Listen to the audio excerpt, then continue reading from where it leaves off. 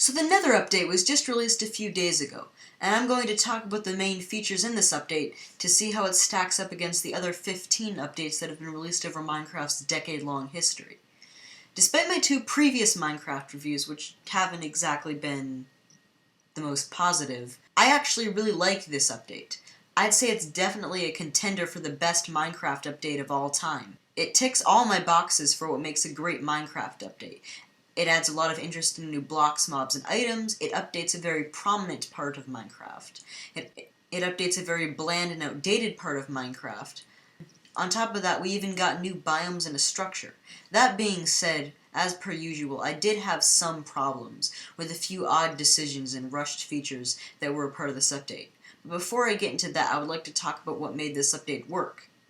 The new biomes alone add so much atmosphere to the previously bland and uninteresting Nether. The basalt deltas are a fun challenge to get through, while each of the nether forests give off this twisted and hellish atmosphere that works perfectly with the overall vibe of the Nether.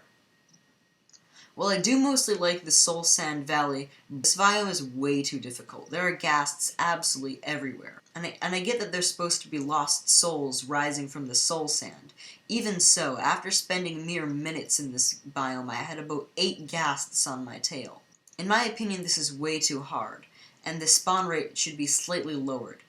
Other than that, these biomes improve the Nether so much and are probably the best part of the update. The Piglin Bastions are one of the most hyped features of this update, and they are actually amazing for the most part. The loot is actually really good, and the blackstone that it is constructed from is a very interesting block. But the overall design really just looks kind of messy.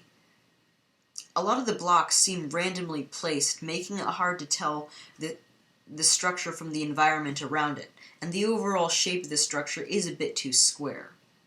Apart from this, it is a fantastic addition to the game. Now the Nether fortresses.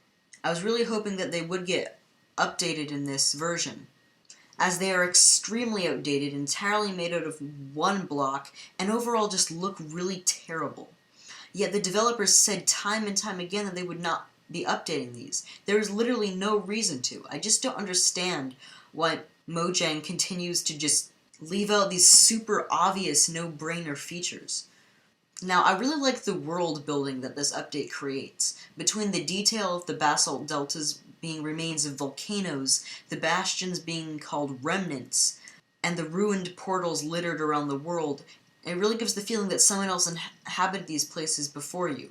That someone else lived in the bastions before the piglins, who were possibly wiped out by the volcanoes. The bastions coupled with the ruined portals really adds to the lore that someone else built these places. Someone else was here before you. Up next are the mobs. The piglins actually make the game quite a bit more challenging. Today I updated my survival world that I made about a year ago to the Nether update, and ventured into the Nether. I encountered a band of piglins, and needless to say I wasn't fully prepared and died countless times. Cooperating with the piglins requires you to wear gold armor, an incredibly weak form of armor, but also you have to balance with wearing better armor to protect yourself from the other threats of the Nether. The bartering system allows Minecraft's characters to get a lot of very powerful items relatively early into their Nether expedition.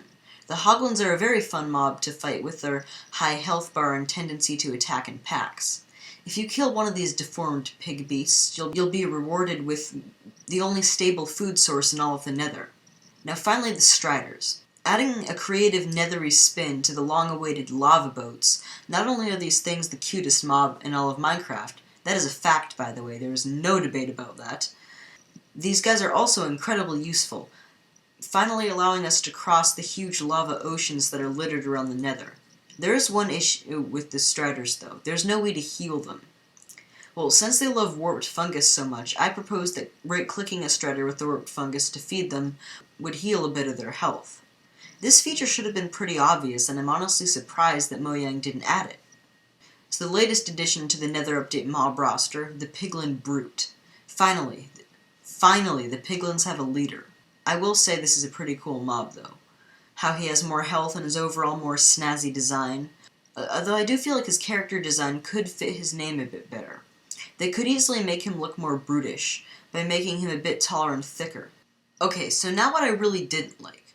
Out of all the features added in this update, there were 2 things that I particularly disliked. The first one being netherite. Well, actually, that's not quite right. I really liked netherite. The way it's made is pretty cool, finding it is quite fun, and it's about time that diamond got dethroned. Actually, diamond didn't 100% get dethroned.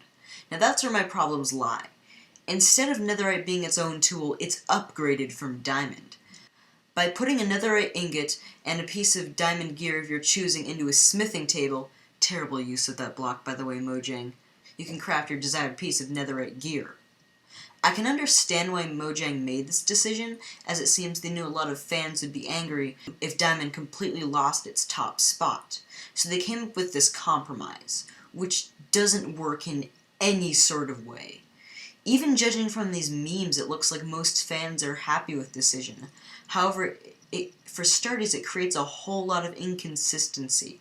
All the other tools are created from making the shape of the tool out of that material, except netherite. This not only makes things super weird and triggers the OCD that I don't have, but it's super confusing to new players. Now you could just say that this is done to give netherite a sense of finality, and to make it different from the rest.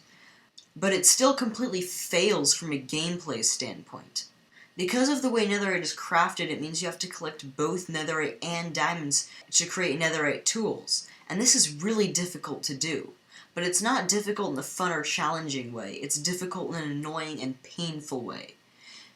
And because of this diamond compromise, it makes you feel like you've never really moved up to the next tier, because you're always stuck getting more diamonds, which again is a painful task when you're also getting netherite. Furthermore, it doesn't even make sense from a lore perspective. Not only can piglins trade you netherite tools, but their bastions are chock full of chests filled with netherite gear. So how are they making this netherite? They can get the netherite scrap and gold ore from mining, the sticks from the trees, and the furnace to smelt the ore from the blackstone. But where are they getting the diamonds? There's basically no diamonds in the nether, and they can't go to the overworld as they will die. So in conclusion, to make netherite gear crafted from diamonds doesn't make sense from a development perspective, a gameplay perspective, or even a lore perspective. If you ask me, netherite should just be crafted like every other tool and armor set in the game. Okay, so in the nether update, I would have hoped for more features that were, based around the nether. You'll notice I haven't talked about the blocks in this update yet. That's because honestly most of them seem like lazy copies of overworld blocks. Like, I get what they said about making the nether more habitable, but a lot of the blocks are just like retextured overworld blocks with no functional differences. It's almost like the Mojang executives had everything but the blocks planned out for this update, and like seriously though, almost every block in this update can be paired with an overworld one, and even some of the mobs. And it really is a shame because they could have had so many opportunities for unique and interesting blocks, but they just went with these overworld reskins. Now I do want to stress that the two issues I just listed were relatively small problems in comparison to the rest of the update, and I do really love it. In my opinion overall, the Nether update is one of the best Minecraft updates ever. But what did you think? Did you like this update or nah? If you do agree with what I'm saying here, then really the best thing you could do is share this video. Share it on Twitter or Instagram or whatever you guys have. You could also follow me on Twitter, @MoltenFredBear. But anyway, sorry I haven't been posting as much recently, but now that school's over, hopefully I can post more than once every month. I am currently working on a review of Minecraft Dungeons and a FNAF update video, since the last one I did was it's back in August. I had no idea it had been that long. Okay, so with all that being said, I'm gonna head out. It's literally 5 AM when I'm recording this, so if you'll excuse me, I'm gonna go into a sleep-deprived coma for probably the next month.